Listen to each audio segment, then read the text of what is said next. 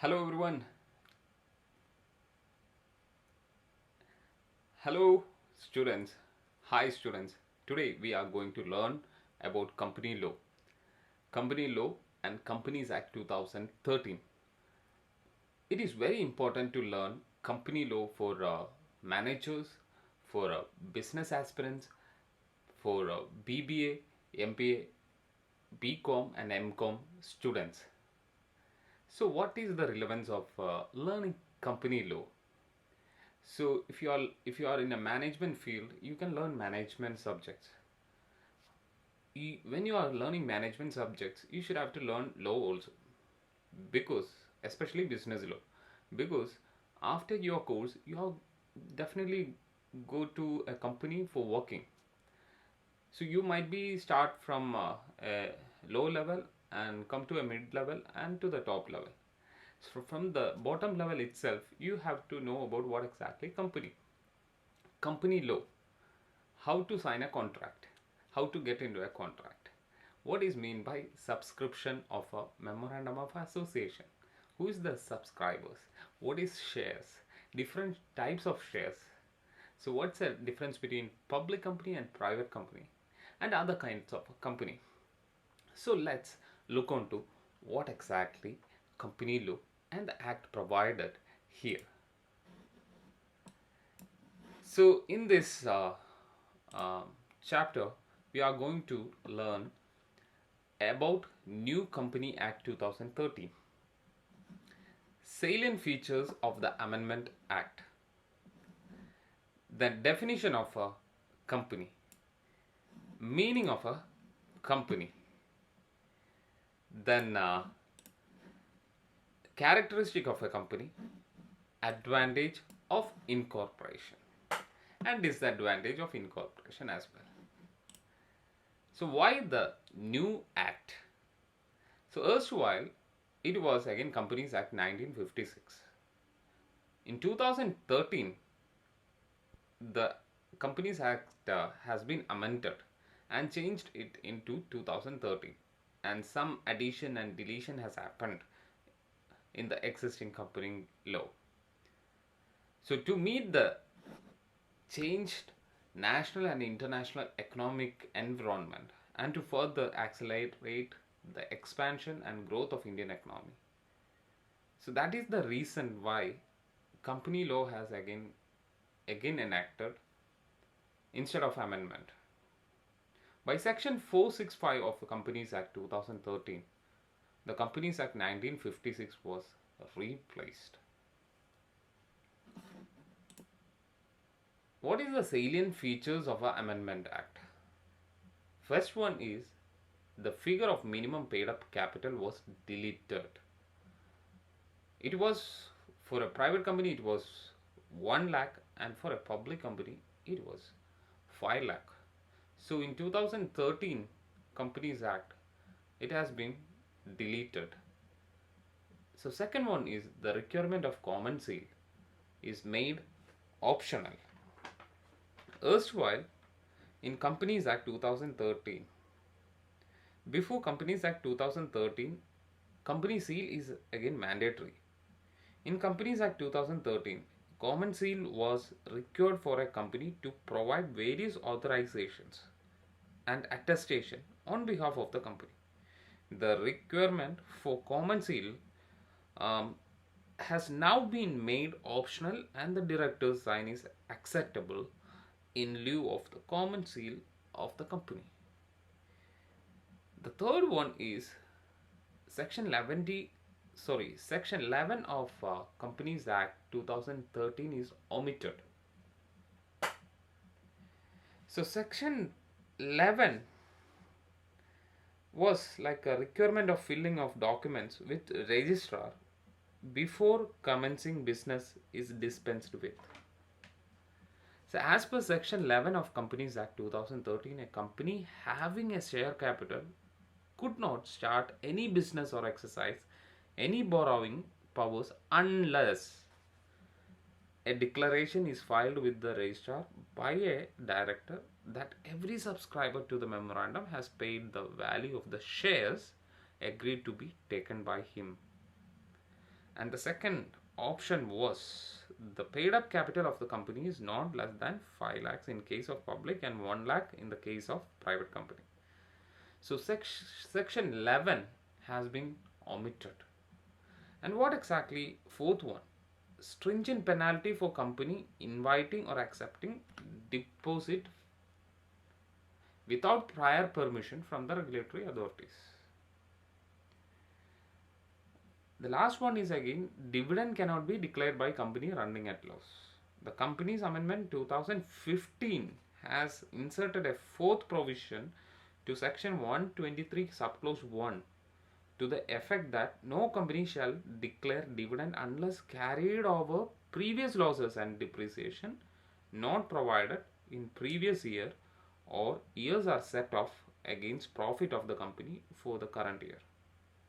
So that is what exactly the salient features of a Amendment Act. So let's get into Company Law 2013. So definition of a company, or discuss the characteristic of a company, or what are the advantage of the company. The question might be like this: if you are again a MBA or BBA or MCom or BCom student, these are some of the similar questions which you can answer like this. The word company is defined in clause 20 of section 2 of Companies Act 2013. Company means a company incorporated under this act or under any previous company law. The company is used to denote an association of persons who have associated together to conduct or carry on a business for profit. So that is what exactly company. So what is essential characteristics of a company as per company law? So separate, so I'm written it like a company law. It is essential characteristics of a company. First one is separate legal entity. What is mean by separate legal entity? That we will discuss. Second one, perpetual succession, limited liability, separate property, transferability of shares, common seal, capacity to sue, application of doctrine of ultra vires, and the ninth one is winding up. So what exactly separate legal entity? When a company is incorporated under Companies Act, a new legal person will be born, and thereafter the company will be regarded as entity separate from its member. So there is a famous case called Salomon versus Salomon. What exactly Salomon versus Salomon case? The judges has again taken decision. Salomon was a shoe manufacturer. He registered a company, namely Salomon and Company Limited, with a total share capital of 30,000 pounds. Is what? I'm sorry. 30,000 pounds. His wife and 5 children took up one share of £1 each. Salomon took 20,000 shares of £1 and 10,000 pound debentures. The debentures gave to Salomon a charge over the asset of the company. The company went into liquidation within a year due to general trade depression. At the time of winding up, the company had an asset of 6,000 pounds. On the other hand, the liability of the company amounted to 17,000 pounds. Salomon was entitled to get 10,000 pounds, which were secured by debentures. 7,000 pounds were due to outside creditors. The liability was over and the above claim of the shareholders of the company. The unsecured creditors claimed that the company was a mere agent of Salomon and hence they should be paid in priority to Salomon. The court held that, this is very important, the court held that as soon as the company was registered, it became a separate person independent from Salomon. Salomon is only a member of the company A company can borrow money from its members and create the security upon its asset. In this case, the debentures are secured and Salomon could claim priority over unsecured creditors. Since a company is an artificial, invisible, intangible person and lives only in the eyes of law, a company is an entirely different person from its member. A company is a legal person without physic and soul. It can act only through human agency. It can appoint any member as its servant. It will be liable to employee, member, as in the case of any other employee. So this was the case. So there is a separate legal entity. So even though Salomon has started the company, Salomon has taken the share, and Salomon is considered as a different person, and company is considered as a different another what we called as a intangible person. So there is a limited liability for that company, and the liability is again what exactly the par value of the shares, which is again taken by the shareholders. So come, let's check perpetual succession. That is another characteristics of a company. The membership of the company may change from time to time, but that will not affect the continuity of the company. That means people may come and go, but the company will be remain or exist. There is a saying like even though a bomb has blasted and the members of the company died, every members of the company has died, even though every members of the company died, the company will exist because it is an artificial legal person. So perpetual succession means company will there shall be no hurdles, there shall be no such kind of problem for the company to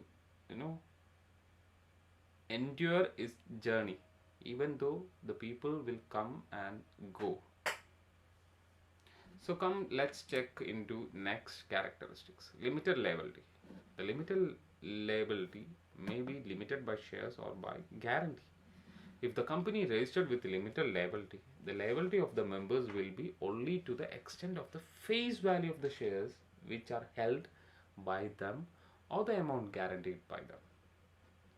So next one is separate property. So if you register a company, company has different property. So company will be a legal person, artificial legal person, and company can buy property by its own name.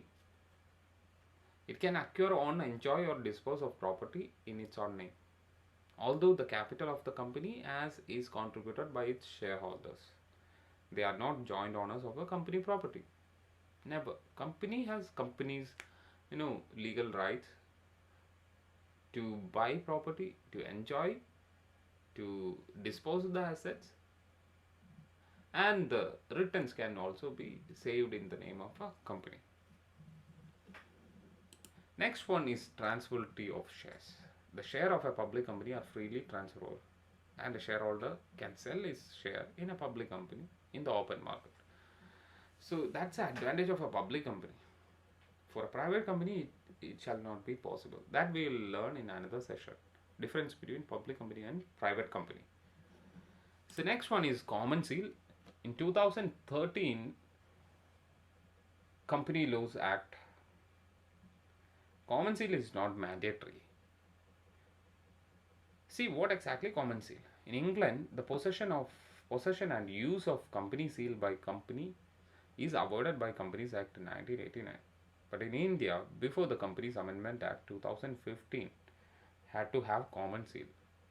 So now it is not compulsory. Director's signature is enough. The seventh one is again capacity to sue. The company has the capacity, because company is an artificial legal person, and automatically the law has given a uh, power to the company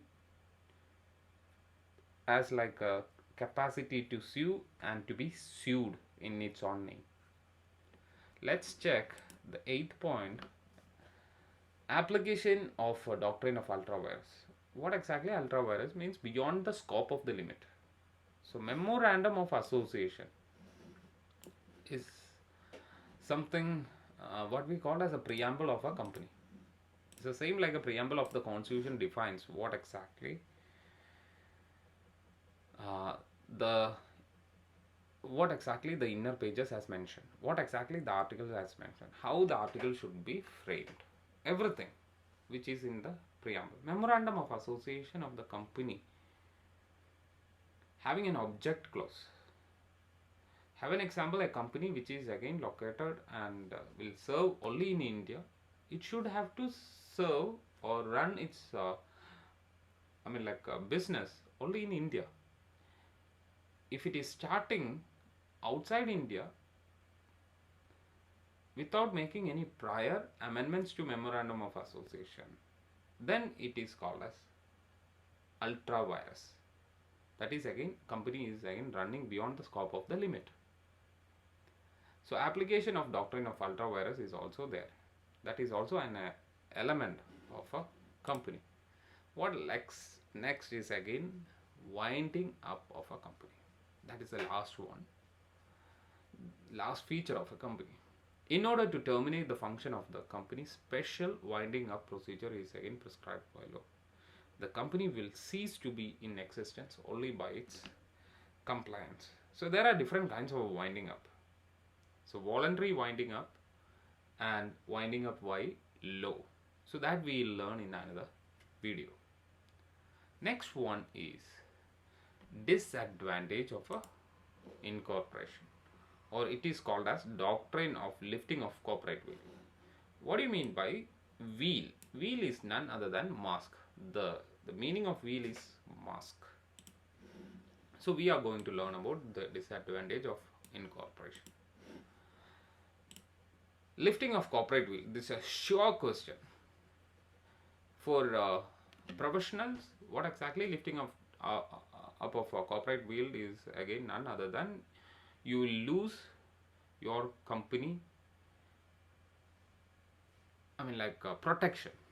The protection given by the law will be taken up by the law itself. The effect of this principle is that there will be a fictional veil between the company and its member. What exactly advantage of a company, a registered company? After the incorporation, the company can acquire properties in its own name. It can sue and be sued. The liability of the members will be limited to the face value of the share held by the shareholders. So what exactly lifting of a corporate veil? The human ingenuity. Humans are again very selfish, right? So while even though if I'm starting a company, definitely I don't want to make, if I'm a good guy, definitely I will give a share to company. I will definitely give a share to shareholders, and I will take my salary as well. So even though I have started the company is again giving salary to me. But if I am very greedy guy, definitely I will make a fraud out of a company. I will mislead the shareholders, etc. So Satyam Computers is again the case. So Satyam Computers, Ramalinga Raju was the one of the CEO of Satyam Computers, and he made a fraud. He has appraised his share value and misled the shareholders. So in that cases, court will tamper the functioning of a company. So see what exactly lifting, that is what exactly lifting of corporate veil. You will lose the protection as a company. The human ingenuity started to use the veil of a corporate personality as a shield for committing fraud. The veil of incorporation may be used for defrauding shareholders, creditors, and government. The court were compelled to break through or lift the corporate will in order to find out the real beneficiary behind the company. So there is a case called Life Insurance Corporation of India versus Escort Limited 1986. In this case, the Supreme Court observed that a company is an independent and legal person distinct from individuals who are its members. The corporate wheel may be lifted and the individual member may be held liable for preventing the fraud or improper conduct. So, what are the circumstances under which the corporate wheel may be lifted? These are the following. In which circumstances? Protection of the revenue.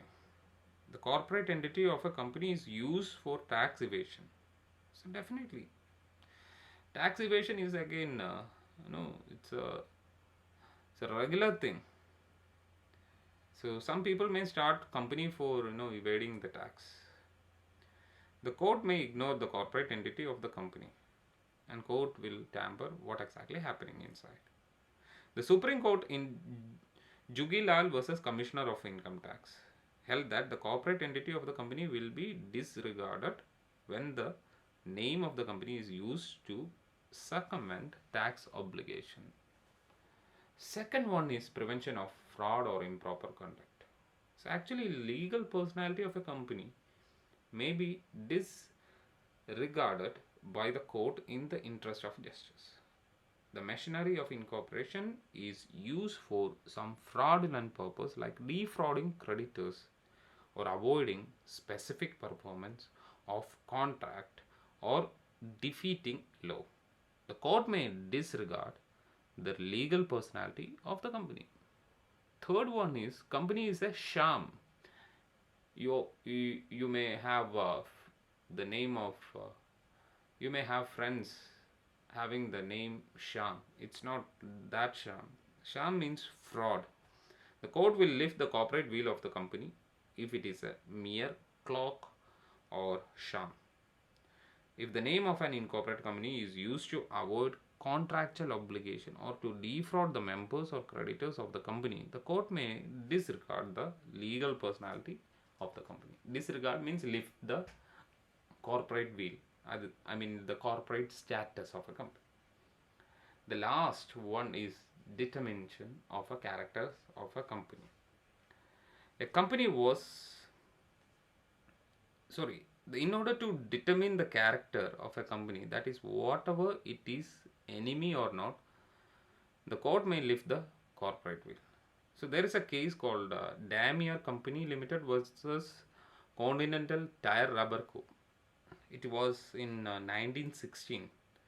A company was incorporated in England for the purpose of selling in England tire manufactured in Germany by a German company. The German company held the bulk of shares in the English company. The remaining shares holder, except one and all the directors, were German residents. During the First World War, the English company commenced an action for recovery of trade debts. The English court held that the English company was an enemy alien and therefore the action was dismissed. So there is a determination of the character of the company. What kind of a company? To identify what kind of the company, court will definitely lift the corporate wheel. Even you have any relation with the alien country, the company which having any relation with the alien country, the court have a doubt. So definitely, if a court have a doubt like you are having some business relation with an alien enemy country. Alien enemy means country. Definitely court will interfere in your operation. That means again court will lift up the corporate wheel. So thank you so much. This is the end of this video. Hope you have got enlightened with what exactly company and the advantage of incorporation and disadvantage of incorporation.